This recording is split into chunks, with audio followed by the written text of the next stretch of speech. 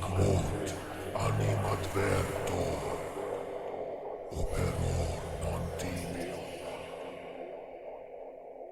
Salus est procul manus.